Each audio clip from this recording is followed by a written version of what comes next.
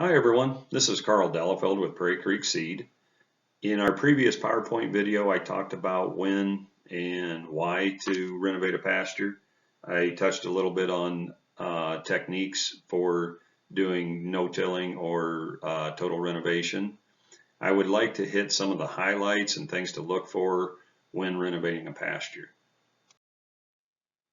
When interseeding into an established pasture, if we're going to no-till drill, uh, clovers and grasses into an established stand, timing and management are going to be key to making sure that it's a success. There are two times basically that work well for interseeding. One would be early spring, when the pastures are firmed up, and when we drill, we're not doing damage or doing compaction to the existing stand or the pasture. Another time would be in the late summer or fall when we start cooling down and we're starting to get rainfall again. And that will vary depending on where you're at. The advantage to the late summer seeding is that the old grasses are probably slowing down and starting to go dormant for the fall.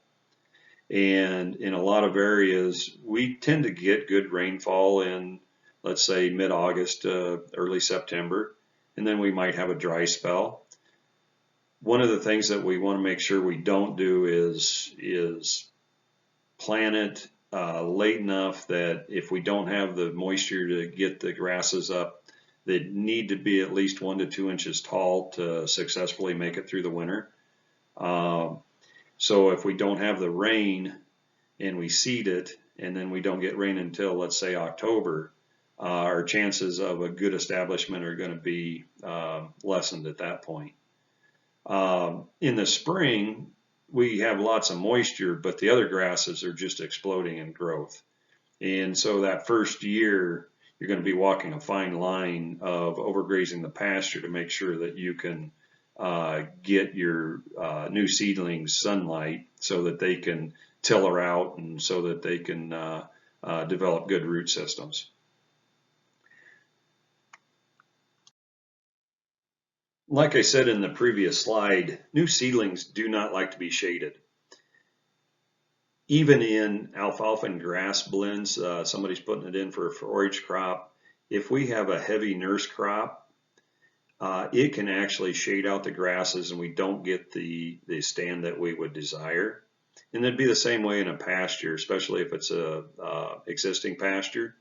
So some things to think about would be after we're done drilling, and this is where I was talking about walking a fine line between overgrazing and allowing the new seedlings to get established, is after interseeding, wait 2 to 3 weeks and then graze it. And try to leave a 3 to 4 inch stubble height on the existing grasses. And then we might come in again. It will depend on what kind of moisture and how active the growth is on our pastures. But in 3 or 4 weeks, we come in again and graze it. And this time we would leave that same stubble, but maybe leave just a little more out there, maybe a 4 or 5 inch stubble height. And then approximately a month after that second grazing, we would come back in and graze it once more, and this time try to leave about a 5 to 6 inch stubble height. So the course of the summer, we're trying to get those small seedlings to get up to sunlight, and we're leaving a little more stubble every time we come through and graze. And if you think about it, we're getting into the heat of the summer, so we're going to want to make sure that we don't graze it so tight that we run out of moisture.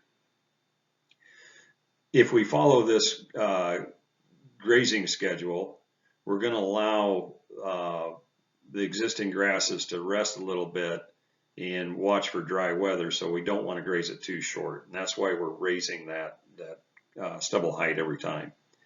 So we've grazed it through the summer, and now we want to come into fall.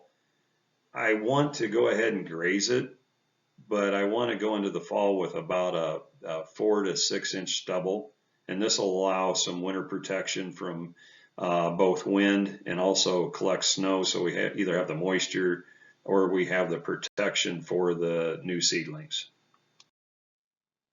Complete renovations are going to require a certain amount of either tillage or spray to terminate the existing pasture.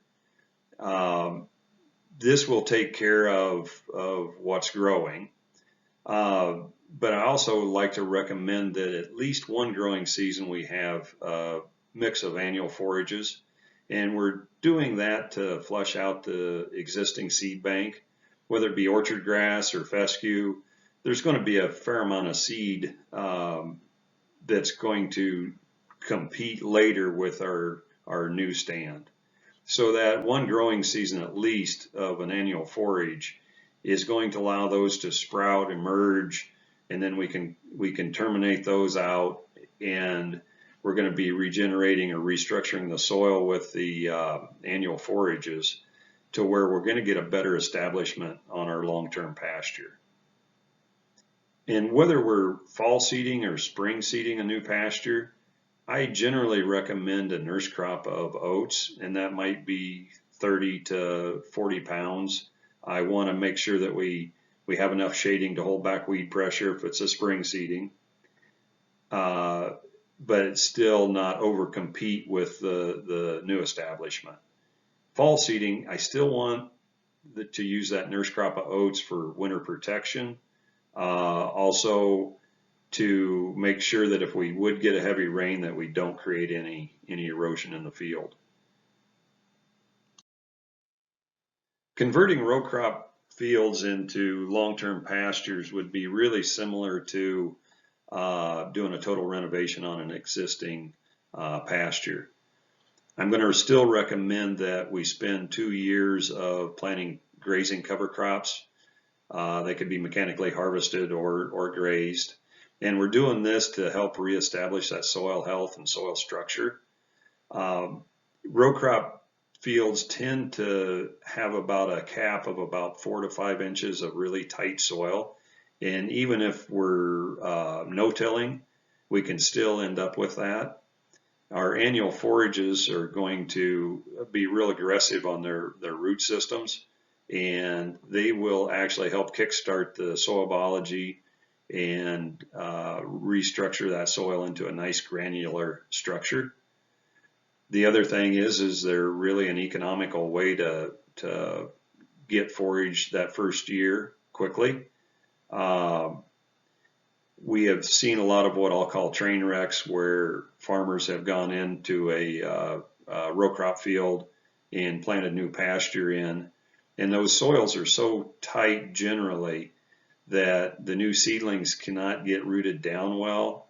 So we don't necessarily have a problem with germination. We have more of a problem with emergence and then drying off after they do come up because they can't get their roots deep enough to maintain moisture. So 2 years of planting a annual cover crop is really going to benefit the long-term establishment of a new pasture. When we do get to seeding the new pasture in, I would use, whether we do a spring seeding or fall seeding, I would use an oat nurse crop, and again about 30 to 40 pounds per acre to allow enough sunlight to get down to the new seedlings, but also still shade them a little bit and give a little bit of weed pressure protection. That first year when the new grasses are getting established, we want to baby them along a little bit, but not too much. So if we're going to be grazing our new pasture, I would recommend that first grazing when the seedlings are 6 to 8 inches tall, and when you take your hand and swipe across and pull it like a cow would take a bite of grass, if we're not pulling out the roots, I would go in then and graze across it and try to leave a stubble height of 4 to 5 inches. Probably the gentlest thing in that first seedling year would be to, at least the first cutting, take a mechanical harvest. At that point, you would want to let the grasses get a little bit taller so that it's worth going across the field. So we may be looking at 12 to 14 inch height but still try to keep a stubble height of around 4 to 5 inches. And the reasoning we're going in there as early as we are, if you want your new pasture to thicken up and tiller out, we need to get sunlight down to the basal nodes, which are at the soil surface. So going in and grazing or harvesting 3 to 4 times that first year is actually going to help thicken up the stand better than leaving it and only taking 1 or 2 grazings or cuttings. I would say that those are probably some of the key points in establishing a new pasture, especially into a row crop field. I highlighted some things to consider when interseeding into an existing pasture, or if we're going to do a total renovation or a totally new seeding. I know I did not cover everything. There's just so many things to look at. So I do appreciate you watching this video, and if you do have any questions, please feel free to email or give us a call at the office. Thank you very much.